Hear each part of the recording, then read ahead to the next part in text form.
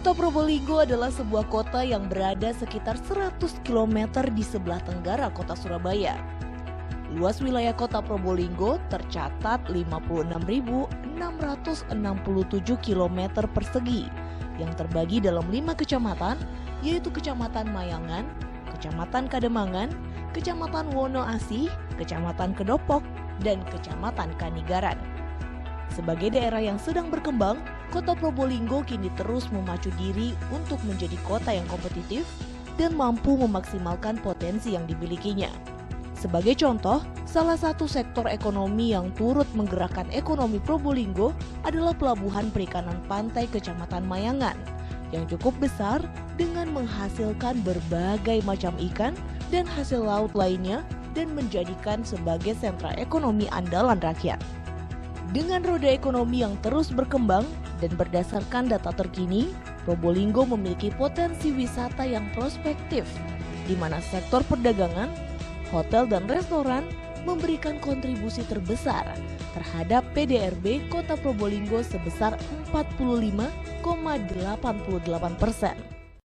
Dengan data itulah, kota yang dikenal dengan julukan Kota Mangga dan Anggur ini memang membidik beberapa sektor andalannya, seperti seni budaya, situs dan gedung bersejarah, dan sarana olahraga pantai untuk dijadikan andalan dalam meningkatkan pariwisata dan menarik wisatawan untuk datang ke Probolinggo.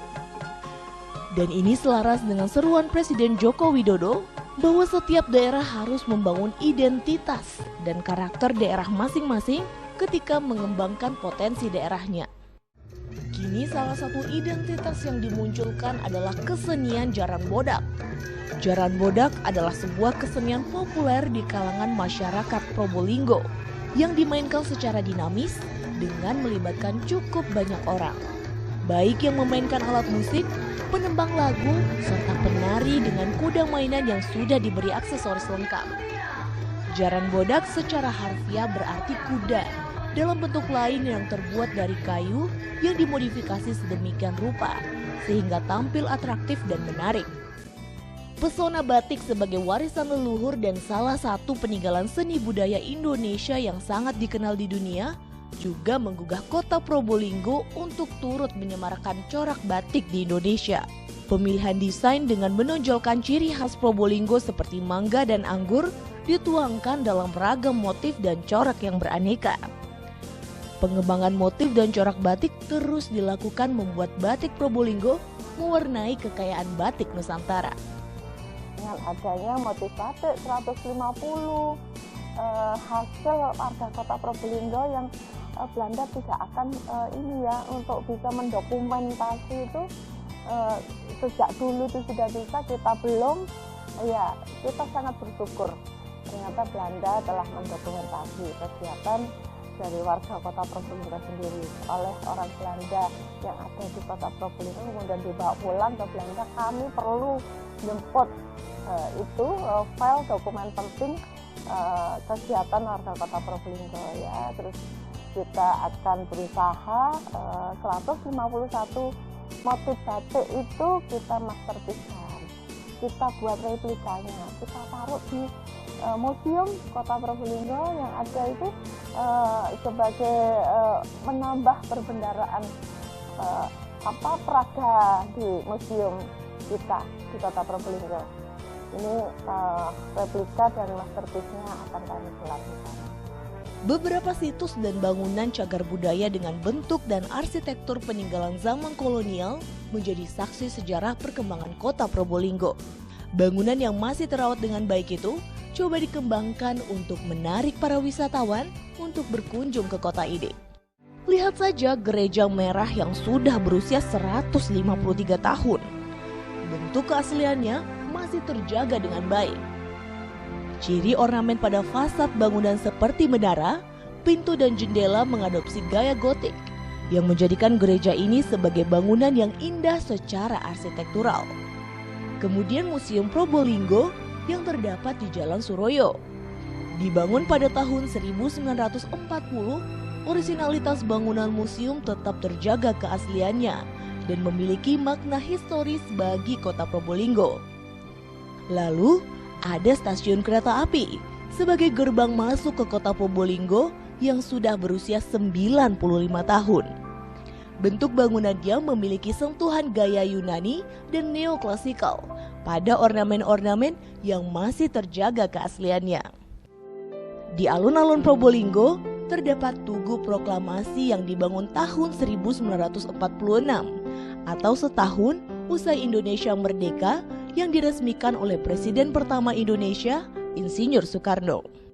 Kita bisa juga melihat kelenteng Sumber Naga yang berada tak jauh dari alun-alun.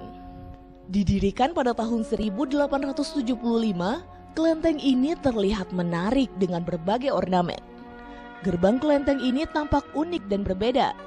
Walau ada ornamen sepasang naga, namun tampak depan terlihat ornamen yang berbentuk stupa dengan terdapat tulisan Tridharma, menggambarkan kelenteng Sumber Naga merupakan tempat ibadah bagi umat Tridharma. Sarana wisata semakin lengkap dengan dibangunnya BJ Bakau Resort, sebuah lokasi ekowisata hutan mangrove tak jauh dari pelabuhan ikan pantai Kecamatan Mayangan. Dengan berjalan di atas jembatan kayu sepanjang 750 meter, kita bisa menikmati suasana BJ Bakau Resort dengan berbagai fasilitas yang mengelilinginya. Yang teristimewa di kawasan ini, terdapat fasilitas voli pantai yang kini sudah menjadi bagian kalender kejuaraan voli pantai nasional. Jangan lupa, kota yang juga dikenal penghasil rengginang ini menyediakan berbagai aneka jajanan khas Probolinggo yang layak Anda cicipi.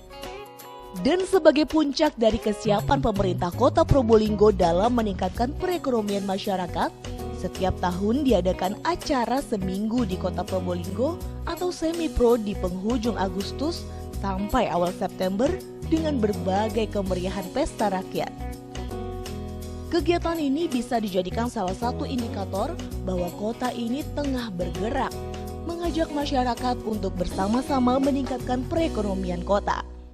Tidak hanya itu saja, pemerintah kota Probolinggo menyadari bahwa membangun sebuah kota tentu harus paralel dengan pembangunan SDM yang berkualitas. Untuk itu, harus ditunjang oleh sarana dan mutu pendidikan yang mampu mempersiapkan para tunas bangsa yang berkualitas.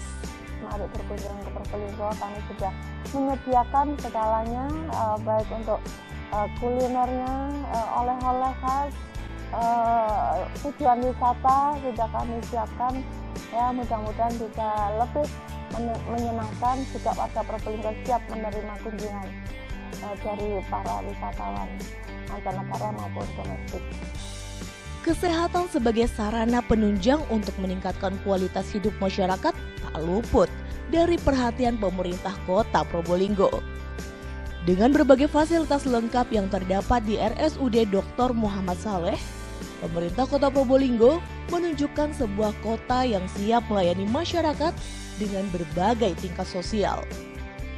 Jadi, tunggu apa lagi? Ayo kunjungi kota Probolinggo Bestari.